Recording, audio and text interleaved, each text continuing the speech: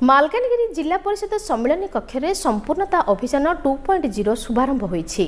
जिलापाल सोमेश कुमार उपाध्याय यह अभियान को आनुष्ठानिक भाव उद्घाटन करी आकांक्षी ब्लॉक रे स्वास्थ्य पुष्टि कृषि और शिक्षा सूचक मानकर 100% संपूर्णता पाई निर्देश देथिले।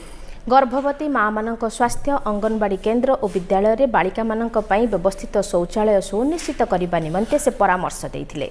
पूर्वरु जिलापालक कार्यालय ठारू एक सचेतनता शोभायात्रा बाहरी जिला परिषद कार्यालय निकट में पहुंचीथिला। परे वृक्षरोपण सह दस्तखत अभियान अनुष्ठित होइथिला।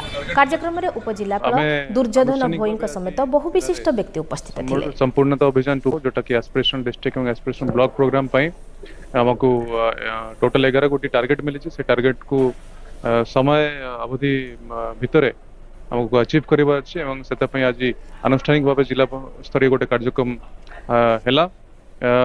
हमरो वर्तमान जो स्थिति अछि से स्थिति रे हम देखुछु जे आमे सब गोटी टार्गेट निश्चय हम अचीव करि परबे एवं एथिरे हमरो आंगनवाड़ी वर्कर आरंभ करके लाइफ स्टॉक इंस्पेक्टर आरंभ करके शिक्षा विभाग स्वास्थ्य विभाग कृषि विभाग समस्तंकर संपूर्ण सहयोगिता विशेषतः ग्राउंड लेवल वर्कर मान को मेहनत हार्डवर्क सेटा फलस्वरूप हो पारि समस्त से समर्थन।